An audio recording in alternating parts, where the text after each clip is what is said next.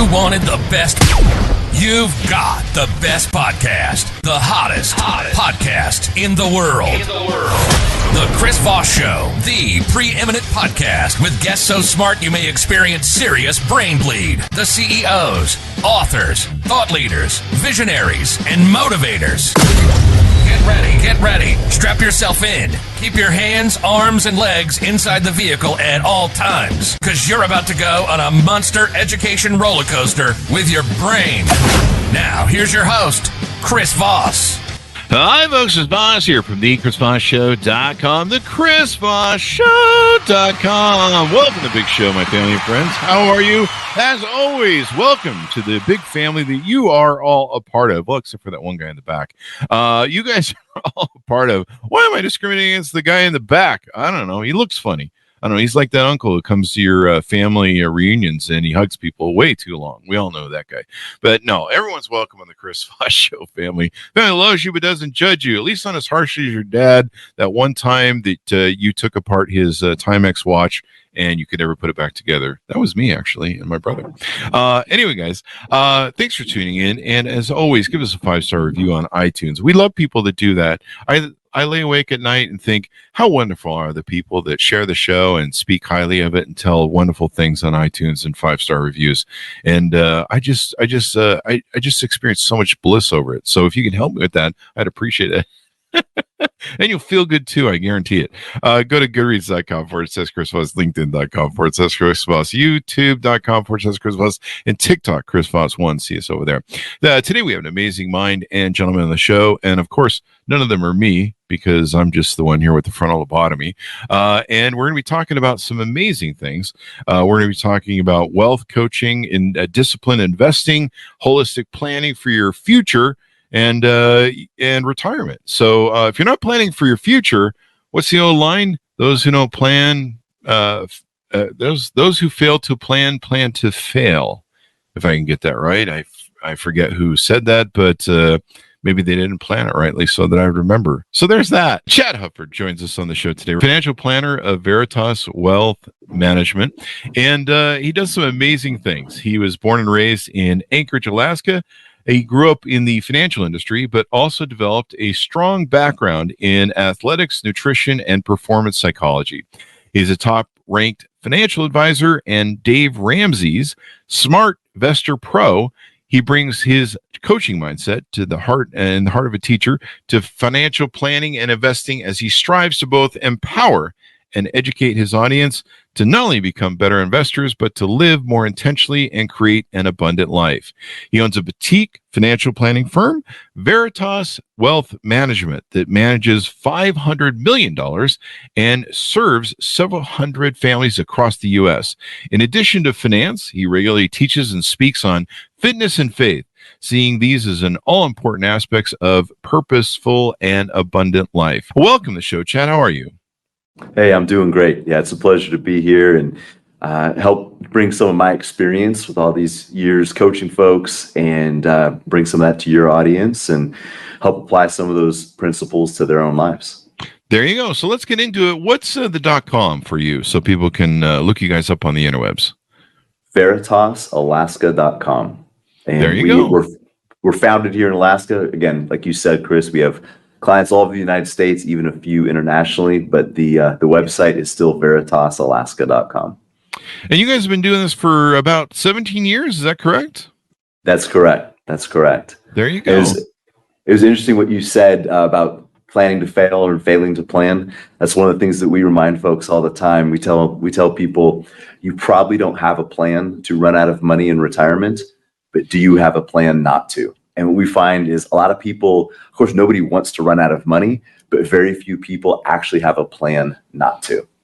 There you go. So give us a 30,000 overview of what you guys do and how you do it and some of the things that you do when you coach people and work with them directly. Well, a huge part of what we do is helping people identify their long-term financial goals and needs, and then reverse engineer that to where they are today and creating that roadmap in between, connecting them from where they are now to where they want to be, and then coaching and encouraging and educating them along the way because it's one thing to have a plan and a path, and it's another thing to stick to that plan for 10, 20, 30 years, however long it takes to achieve financial freedom. There you go. And you got that Amazon cart that's always calling out to you, go spend money over here. You don't need a retirement. You need another, I don't know, dish towel. Something, I don't know. Well, and it's not just Amazon. It's the financial media. It's my industry talking about this newest, greatest investing strategy, or the doom and gloom. Did you see this terrible thing that happened while you were sleeping last night? This is probably going to end the world. You should pull your money out and bury it under your back shed or something. It's nonstop. There are nonstop distractions, people and things, events trying to pull us off the path. And truly, the Amazon cart is a big part of that, right? People spend money today that could have been paying their future self, but there's a lot of distractions out there. And that's a big part of what we're trying to do, is help people cut through that so they can focus on what they're trying to accomplish long term. There you go. So what do you find most people that you're working with now, what do you find they're struggling with that you're able to help them with? I think a lot of folks struggle with fear and anxiety. You had a gentleman on your show here recently talked about that in more broad sense, but very much in the financial realm. I think anxiety is a big deal. People feel uncertain about their futures. Sometimes they feel helpless. I think a lot of folks lack agency. They feel like their financial future is going to be determined on whether they guess the right mutual fund, or whether the economy or the market does what they want it to do. And they're kind of out of control. And what we want to do is help people feel like they're back in the driver's seat of their financial lives. There you go. And do you find that, I know, I read a lot of news reports, but you have probably a better finger on the pulse for this. Do you find that a lot of people are ready for retirement?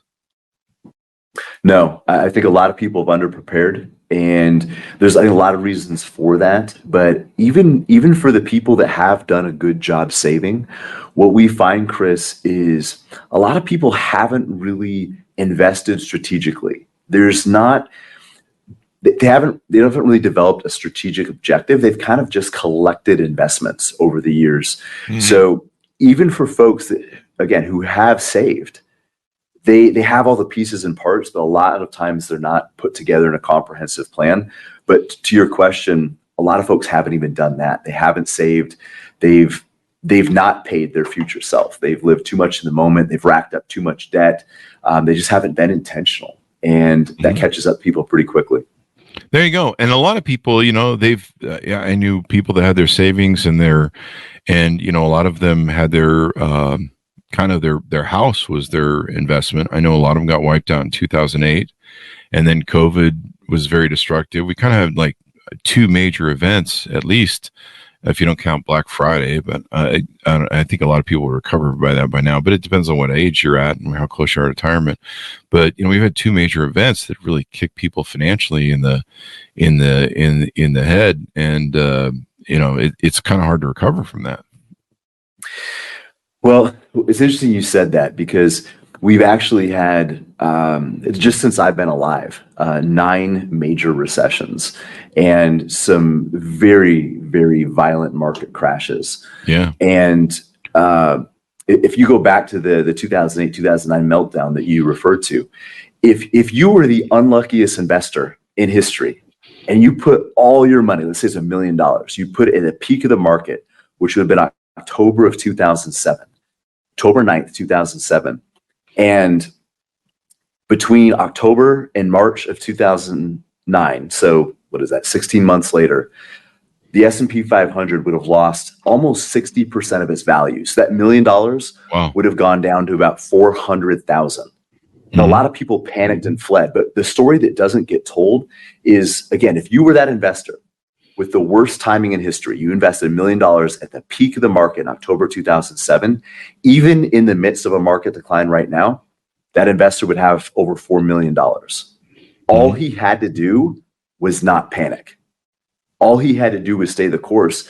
And back to your thing about, the Amazon, we talked about distractions, but people are getting pulled off the course. People end up taking a temporary decline and turning into a permanent loss. So it isn't the market, it isn't the economy that's doing it to them. It's their own behavior and reactions that oftentimes cause that destruction. There you go. We've had billionaires like David Rubenstein on the show, and I know he's talked about how, if you're a smaller investor, especially, don't play the market, don't buy in and out, just kind of buy in and stay in. And over time, and I think Warren Buffett kind of operates by the same sort of mentality, right? Yes, absolutely. Mm-hmm. Yeah, the metaphor that we give is building wealth is like an orchard. Mm-hmm. And you're not going to dig up your trees every time somebody on the news said there's supposed to be a storm coming through. That's a perfect analogy. Well, if you don't mind, I'll keep going with it. But please do. If it's part of the thing too is economic forecasters exist to make astrologers look like they have legitimate jobs. I mean, just like your weathermen, a lot of times they're spending half their time explaining why they said should happen, didn't happen, and making excuses and things like that. And even if you could perfectly time the economy, you still couldn't time the markets. They're fairly loosely connected in the short term. In fact, the markets often react much faster or much sooner than the economy. So by the time that we're in a full-fledged recession, a lot of times the market's already been going down for months, maybe even a year.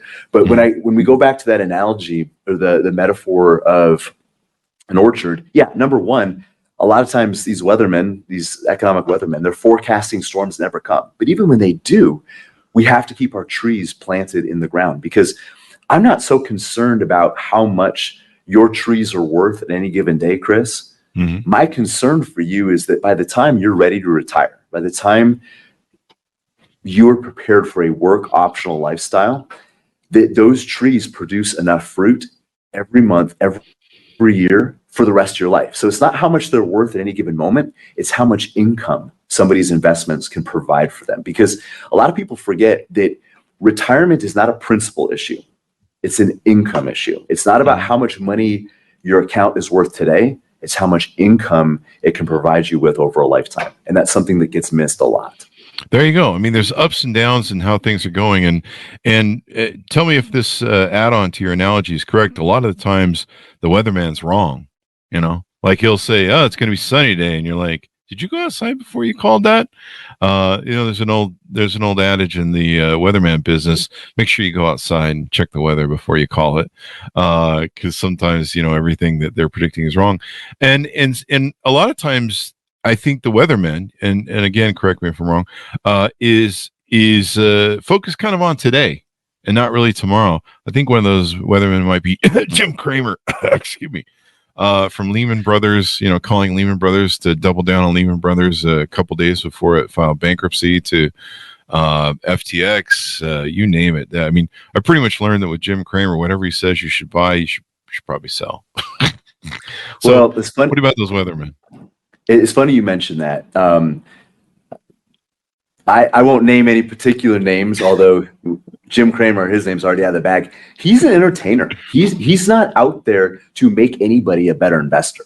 Mm-hmm. He's out there to get you to watch the show. And it's driven by advertising dollars. And people forget that financial media is not out there to make people better investors. In fact, my industry as a whole, a lot of times we try too hard to sell people products, to give people a quote unquote better investment. What we need to do is actually help people become better investors. Giving somebody a better mutual fund doesn't make them a better investor any more than giving somebody a paintbrush makes them an artist. But I love these analogies. True. You have great analogies that nail it on the head. Thank you. But no, so again, I won't name sources, but there was somebody that came on recently, and there was somebody that was criticizing a major economic forum, and they were just joking. They're saying that this group had correctly predicted, they had correctly predicted 13 out of the last 3 recessions, meaning 10 of the last recessions they had predicted never even happened. It's like the old adage, most of what I've worried about in life never actually happened to me. Yeah. And that's what you're exactly asking. The economic weathermen, so to speak, are often forecasting things that never come, because doom and gloom sells. Fear motivates people. And if I came on a major news station and just talked about the importance of being future focused and ignoring the present, looking past your current circumstances and keeping your eyes locked on what you're trying to build long term, not the current weather, you can't replay that story every day.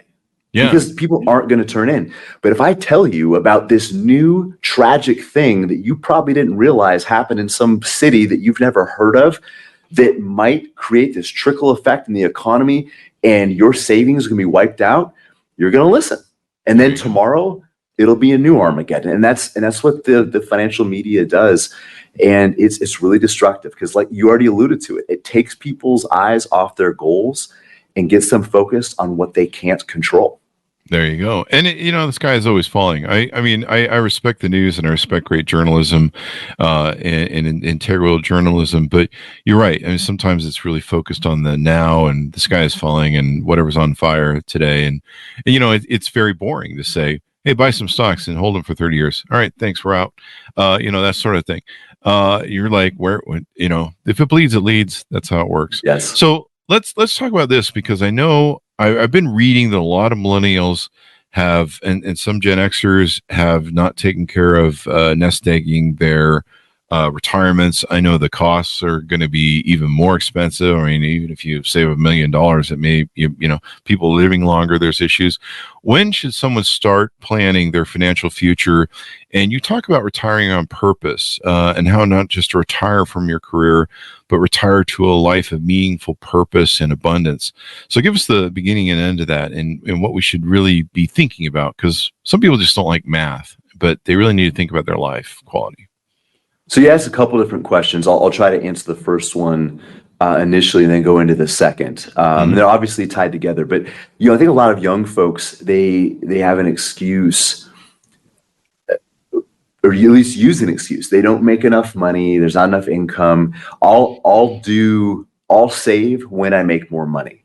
And it's kind of like somebody saying, I'll go to the gym when I get in better shape, or I'll go to church when I become a better person, or whatever, I'll go to marriage counseling when my wife and I have a better relationship. No, you start the habit now, and you might only be able to save $5, $10, whatever, but it's the habit. It's, I'm not a runner, Chris. I'm not going to go out and try to run a marathon. But if I was going to train for a marathon, I would probably start by doing just slowly lengthening the runs I'm already doing. It's not so much what you're doing today, it's the trajectory, it's the path that you're on that matters. So creating those habits, even if they're small, because if you're a broke college student and you're still able to save $10 a month, $50 a month, that's still creating that habit. So as your income gradually grows over your lifetime, you'll be able to save more. But the reverse is also true. If people can't make a habit of saving when their income is relatively low, they're probably not going to save when they're making a lot of money. We run into people who are making $200,000 or $200,000, $300,000, $500,000 a year, still essentially living paycheck to paycheck because spending habits are like a goldfish. They'll often grow into whatever size enclosure that we put them in. So unless we constrain that goldfish and teach it to eat less than consume less than is available, our budgets will often consume all of our income. The other thing I would say too for young people is avoid debt. Because even if you can't save a lot of money right now, if you can avoid debt, pay cash for crappy cars, beaters with heaters, drive cars that get you from A to Z and barely that. If you're 22 years old, you should not be driving a BMW. You don't need to. But a lot of people dig themselves a hole in their teens and early 20s.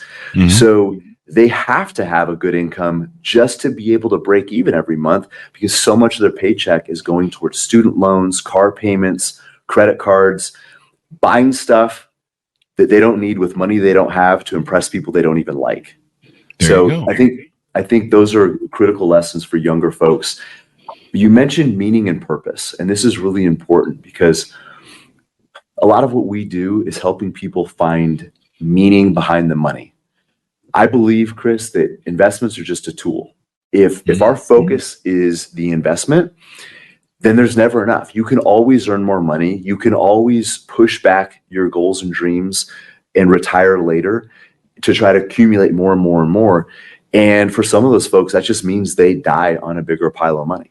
And this might seem weird coming from an investment advisor, from a financial planner, but money is a tool. It's a tool to help you build a better life. So unless you know what is meaningful and important to you as an individual, a lot of times people are building futures based on what they think other people want. They're dancing to somebody else's music, and you can have somebody that's worth a lot of money, but if they don't know what is fulfilling to them, if they don't have a meaningful pursuit in retirement, they're not going to feel a lot of abundance. It's not going to be what they thought it was. So wealth by itself does not buy freedom. Meaningful pursuit combined with financial freedom, that's what financial independence truly looks like. There you go. What are some of the most common mistakes you see investors make, or people when they're trying to start out make in investing? Well, I think one of the mistakes that people make starting out is kind of what we alluded to earlier. They kick the can down the road because they think they have more time. And the longer you wait, the harder you have to work to get to where you want to be, because eventually you get to a point where time is working against you, not for you. I think one of the other big mistakes people make is not having a blueprint, not having a plan, not having something to keep you on the path, to connect your future goal with your current actions. Because I've already kind of mentioned this a couple of times, but it's this idea of paying your future self. When you put your money in a Roth IRA and a 401k, it can feel like a cost. If you're thinking of it in today's dollars, that's money you could spend on something else. But if you think about it, I'm paying the future version of me. That's still not super tangible, right? But at least it doesn't feel like a cost. But what we want to do is connect that life that you want in the future with where you are today. And that requires a plan, a strategy. So nobody would ever buy, or shouldn't say nobody, people shouldn't be building a house without a blueprint. You shouldn't be building your financial future without a plan either. Most people don't have one, kind of like we talked about on the outset of the show. Nobody has a plan to run out of money, but very few people have a plan not to. And that's what a financial blueprint can do, is keep people on that straight and narrow, help block out the distractions by saying, here's where you want to be, here's where you are right now, here's the steps that you need to take this week, this month, this year to stay on track. There you go. I love the analogy, pay your future self. I love that because that's a great way to think of it. Hey, I'm going to need money in the future. Let me ask you this. What would you say a good low end or bottom end of what do people need to retire these days in today's world? With inflation, that may change in a few years, but so you're watching this years from now, you may need to adjust that. But what would you say a low end of what do I need when I hit 65? You're going to hate this answer. It's going to sound like a political dodge, but it really depends on individual goals. So that's one of the things. In fact, you know what? Let's do this for your audience. So okay. If you guys email ask@veritasalaska.com and put in find my number in the subject, my team will help you guys find your retirement number, the amount of money that you need to retire comfortably based on your goals and needs. So that's the process. Takes 10 or 15 minutes. It's not super complicated, and it gives people a good target to shoot for. Is it perfectly refined? No, but it gives them an idea of here's what my financial house needs to look like so I can have financial freedom. But let's just to use for sake of metaphor, let's use something like $1 million. Somebody who is a millionaire. Let's wipe your slate clean. You have no debts, you have no assets, and I write you a check for $1 million.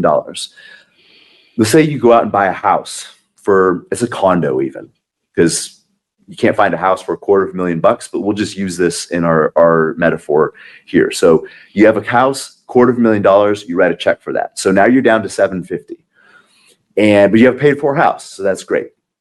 Now you're gonna need some furniture, you're gonna need to buy a car, you're gonna need to equip the house with some things, because like you said, we started from scratch, no debts, no assets. So let's say that's another $50,000 to get a car, buy some clothes, buy some necessities for the house. Now you're down to $700,000.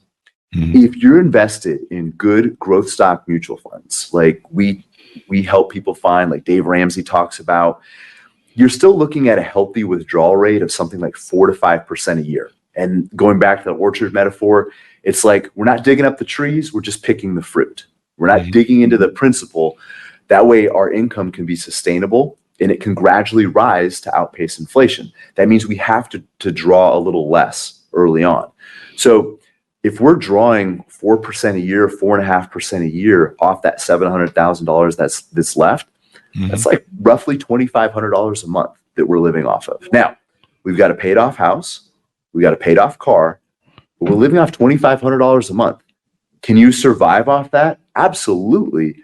But you're not living a lot of freedom. You're not going out to eat every night. You're not able to go on a lot of vacations. $2,500 a month in most parts of the country, even with no debts and a paid off house, is still not a lot of money to do everything you want to be doing. So that just puts in perspective on what $1 million does today. If you have $1 million net worth and you're trying to retire. There you go. And of course, inflation and taxes can impact that as well.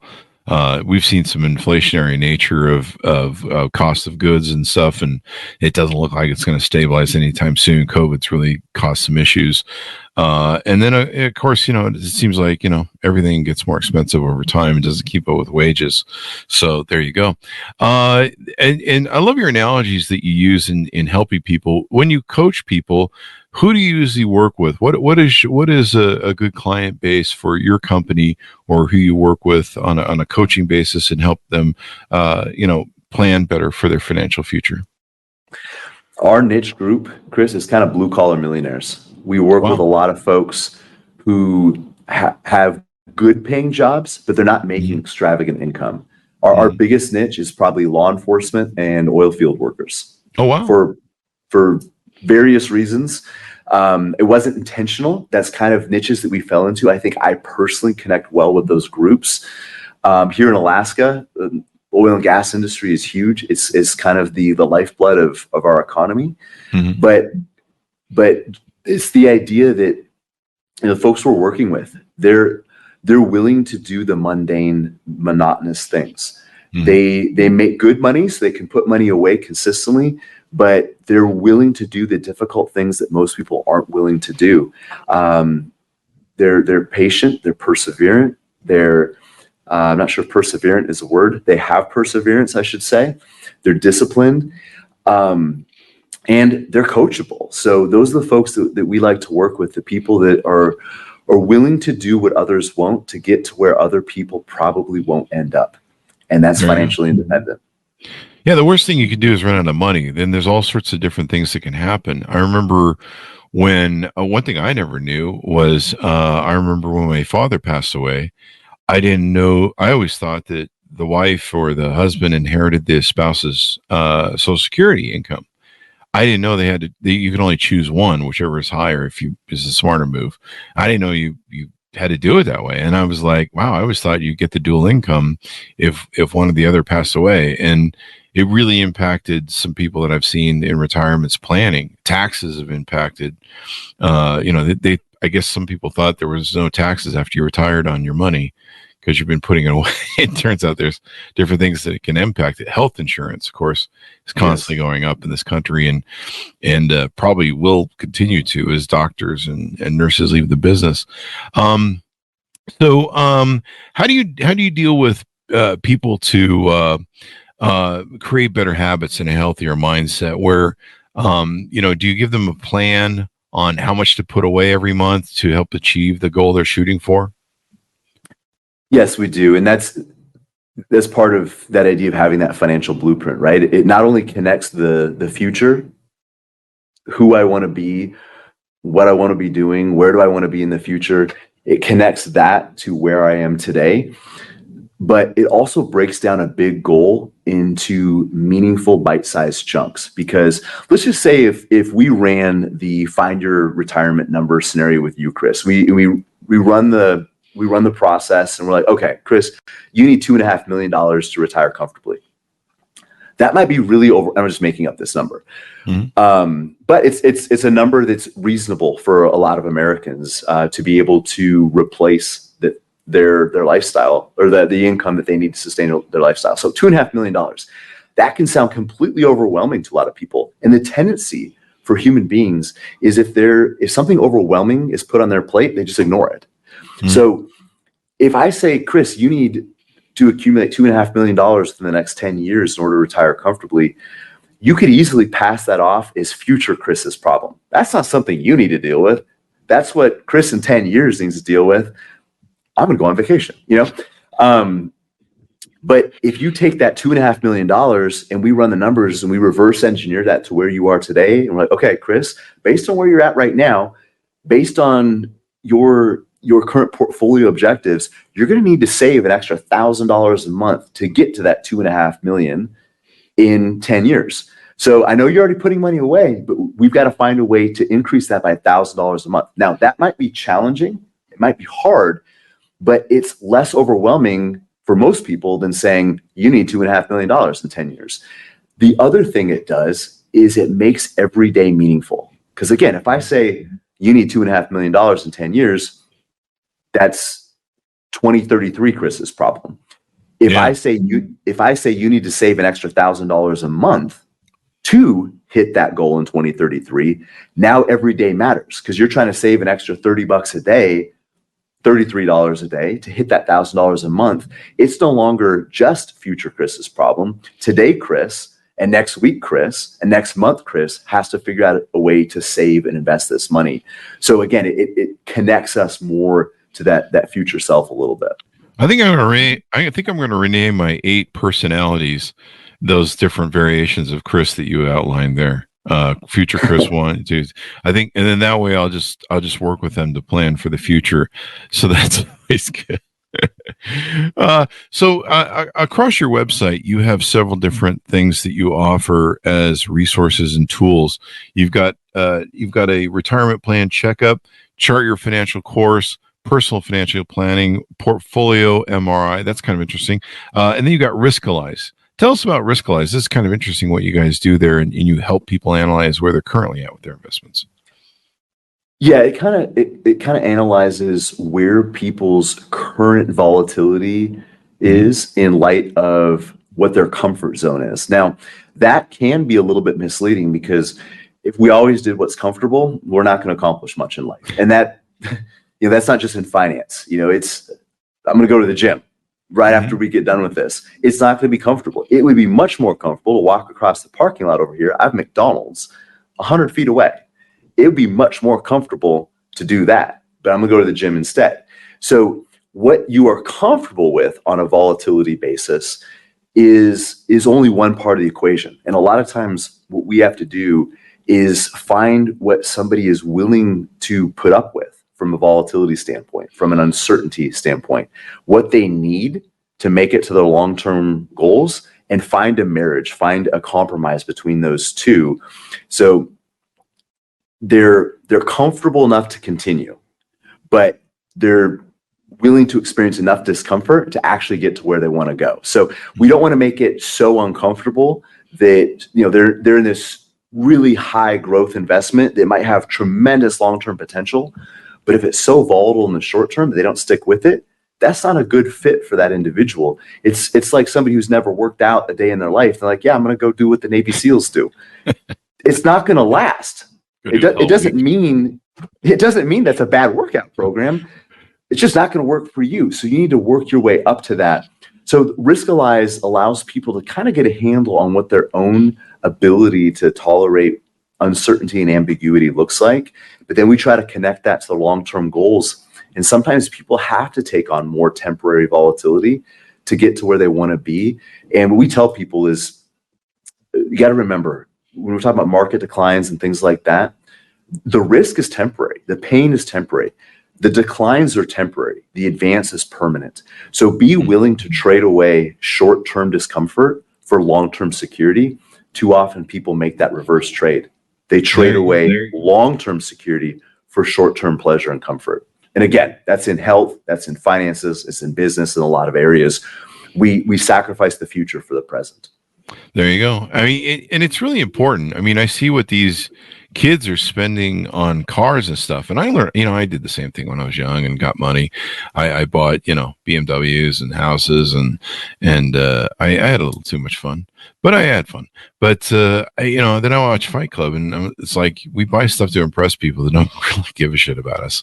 And I was like, wow, I do that. I'm trying to impress all these people and no one really cares. Like no one cares, whatever. I mean, maybe your date does, or maybe your wife does, or whatever. But for the most part, I see people that they spend money on crazy stuff, especially now where we saw cars go to like, there's some trucks that were selling for $150,000 with $50,000 markups that, over COVID and stuff. It's crazy what I've seen. And then, I've seen a lot of people that are like, I can't afford my student loans. I can't afford paying what I'm paying. And I've seen advisors review them on TikTok and they're like, you're going to DoorDash like 3 times a day eating there and you're eating $10 meals, but you're paying $40 a pop for the delivery service. And they're like, no wonder you're broke. And they're like, well, I got to eat. Well, it's like drive to McDonald's and pay $10, even at my income, I'm just like, I'm not doing that. I'll get in my car and go there. Maybe I'm older that way, but people really don't think about some of the money they just waste on BS sometimes. And, you don't need the latest Range Rover. I mean, maybe if you can afford it, and you've got your investments in play, good for you. But if you're young, it adds up. You mentioned this early in the show and I wanted to get to it. I think you said like $30 a day or just a small amount per day. It adds up and it compounds with some of the things that go on in the market. I had somebody recently say to me, I want to make $100,000 a year, but it really seems hard to do.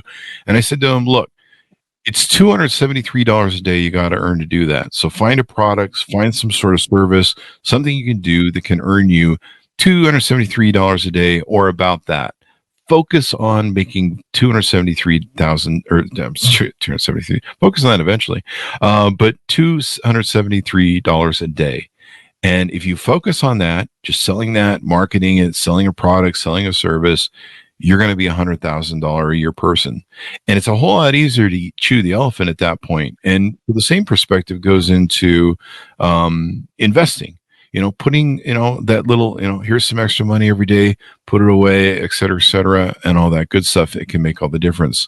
One thing you guys have on your website is see if your retirement plan is still on track. If people can go there and is that the same as your MRI service where you see if everything's working on their portfolio? So no, the portfolio MRI is really a health checkup of their portfolio. Is their portfolio, how it's constructed, in alignment with their long-term goals? The retirement plan checkup is really, are they on the right path overall? So okay. If your investments are the vehicle, it's the portfolio MRI is, do you have the right vehicle based on the road that you're trying to be on? The retirement plan checkup is more like, are you even on the right road? So they're looking at the problem from 2 different areas. Are you on the right path? And number 2, do you have the right vehicle to get you there? There you go. Speaking of vehicles, I was going to say that because this is super important. You alluded to several things that a lot of people don't understand. People do not understand the opportunity cost of the 4 wheels that they roll around on every single day. So the average car payment right now, in the last few years, it's crossed over $700 a month. It might be higher now because of interest rates. I don't know. But it's $700 a month. If you were to take that money, let's say you started when you were 20 years old, and put that into good growth stock mutual funds, $700 a month, instead of going to your car payment, you're paying it to yourself. Depending on rates of return, if you got a moderately aggressive rate of return, 8 to 9%, by the time that individual is in their 60s, that would be $2-3 million in a retirement account. If they did it to a Roth IRA, it'd be a couple $1 million tax-free. So that $700 car payment that people are rolling around with, they don't realize that's a $2 million car when they're 60 years old.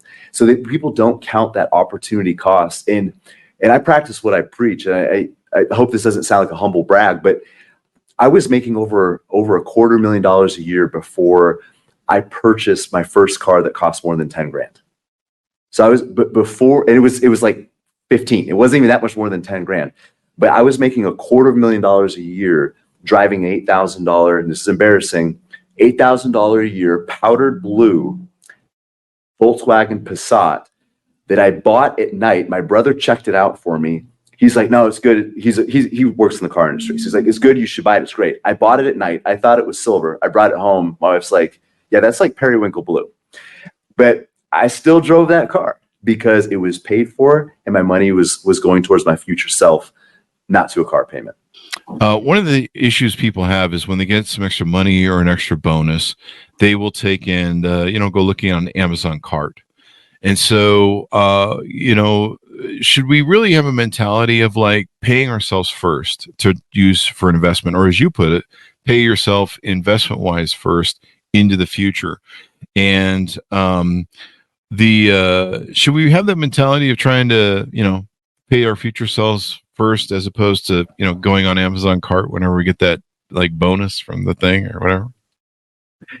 I think you hit it right on the head. You pay your future self first. In fact, I think for a lot of folks, giving to somebody else first, whether that is a church, a charity, whatever, and then giving to your future self. So those two things are really powerful, because when you give to your future self or give to, you donate to somebody in need or give to a charity, give to a family member.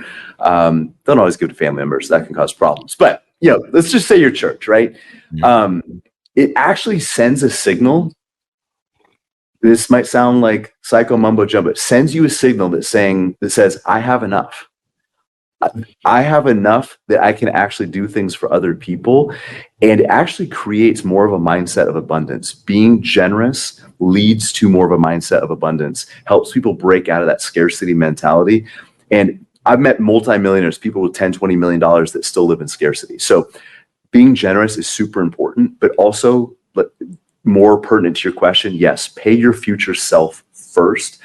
A lot of people say that they're going to invest whatever is left over at the end of the month. But most people end up with more month than money at the end of 30 days. And it's kind of like saying, I'll work out at the end of the day after I've gone to work and I've eaten dinner and I've watched my shows and all that. Then I'll go to the gym. By the end of the day, you're exhausted, you're out of time, you're out of energy. It's probably not going to happen. So most people have to get those hard things, the hardest parts of their day, whether it's a workout, maybe it's making prospecting calls if you're in sales, maybe it's a difficult conversation with a player if you're a coach, but you do that early. You block out time in your day to make sure that thing happens. Same thing with planning for your future. You block out that money for your future self early in the month so you know what happens. If you wait till the end of the month to see what's left over, there almost never is. There you go.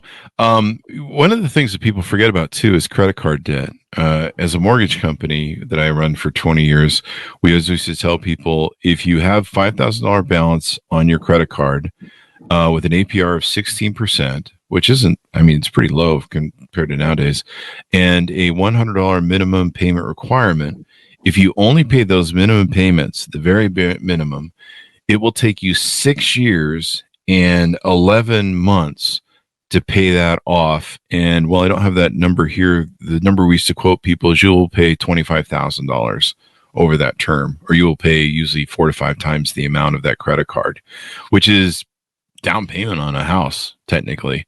And people don't really realize that. How much do you feel when you look at people's ability to invest and what they're doing? Do you look at their credit cards and getting that sort of paid off? Because some people are paying a much higher interest rate. Yeah. So we hired recently a Dave Ramsey financial coach specifically for those things, because we had so many people coming to us who they wanted to invest. They wanted to build this financial plan, but we can't start building your financial house while your land is on fire. And that's kind of what was happening, is that there's so much risk in other areas of life. We got to put out the fires before we start building, because it doesn't make sense to invest in something you hope might average 10% a year when you're paying 25% a year to your Home Depot credit card. And getting on top of debt, we already touched on this a little bit, is so critical, because debt is not only destructive from a financial standpoint, but also from a psychological standpoint, because you're starting out every month working from behind. You become a slave. The Bible says you become a slave to the lender. Psychologically, that's what happens. It causes a victimized type mentality. And it's no wonder if so much of my paycheck is going to pay banks, credit card companies, student loans, all those things, and I'm just left with a few dollars left over. It's hard to feel empowered when you're giving your so-called first fruits out to credit companies. Mm-hmm. Yeah, and you're bleeding out so much money. I mean, you think about, you're spending all this money that's just not ever really going to the principal much. There's probably a small, teeny amount, but sometimes just paying a little bit extra to that, or looking at that, because if you're paying, especially right now, I think some people that have adjustable rate credit cards, with the way the Fed has gone, they're probably paying an incredible amount, and they probably haven't even paid attention to how much that's impacting them with the federal rate increases. If they have an adjustable on their thing, I think most people do on credit cards, but yeah, I mean, it impacts you, and it just eats away at you. If you're making those minimum payments, you're not really thinking about it. If you're trying to get 20% or 25% out of your market investments, but you're bleeding out at, I don't know what people pay at 20, 25. I've been trying to pay all mine off recently. And if you're paying, that horrendous amount of credit card debt, you're kind of canceling out your investments, I think. Is that an appropriate sort of analogy? Well, I don't think I think most people be underwater, because you look at long-term, the S&P 500 for the last 96, 97 years has averaged about 10% a year.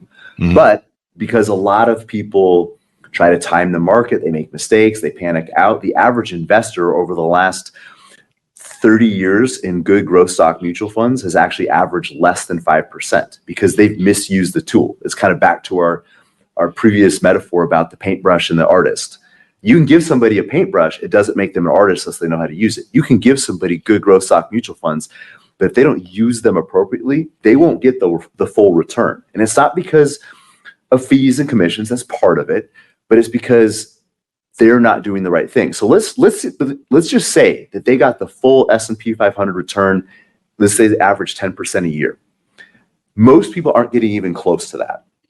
But if they did, that's still probably roughly half of what credit card rates are.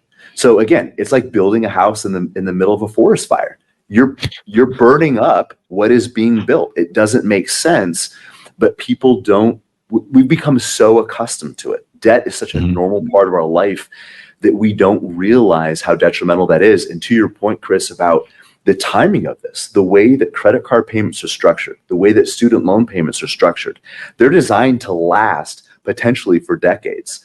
And with credit cards, it's even worse, because you're making the minimum payment, which takes 15, 20 years to pay it off. Plus you're still buying, you're adding to that. So not only are you dripping a little bit of water on this forest fire, you're pouring kerosene over here. So it's just, we've already said it, I don't want to beat a dead horse, but debt is one of the most destructive factors to financial independence, because it's this liability. You think about it, what debt is, you're still paying for purchases from the past. You're dragging these purchases from the past forward. And if building financial independence is like climbing a mountain, then doing it with debt is like dragging a sled full of rocks behind you. It definitely is.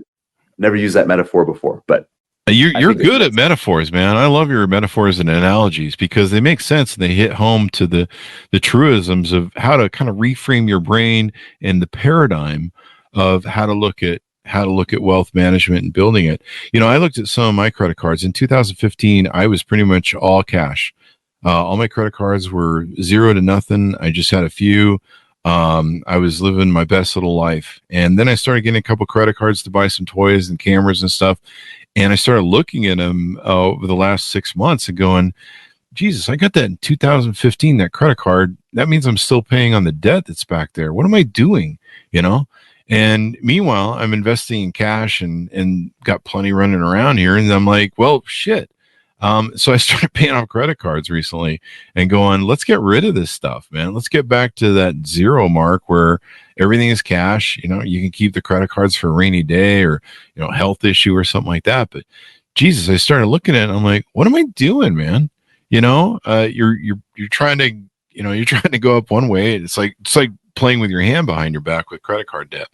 So this has been really insightful, Chad, and you just have an amazing way of changing people's paradigms, giving them a mental focus to think about things in a different way other than, some people, they hate the math of financial planning. They hate, oh God, I got to plan, for the end of my life and things that I don't want to think about. No one wants to really think about being in retirement. Oh, well, some people probably want to retire, but, I'm at 55, so I'm just like, I'm not really excited about retirement because I know there's kind of death looming there a little bit too.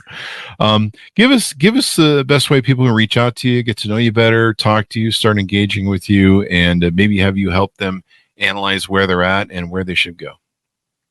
Well, I just want to real quick push back on this idea of retirement as a slow death. And a lot of people do view it that way.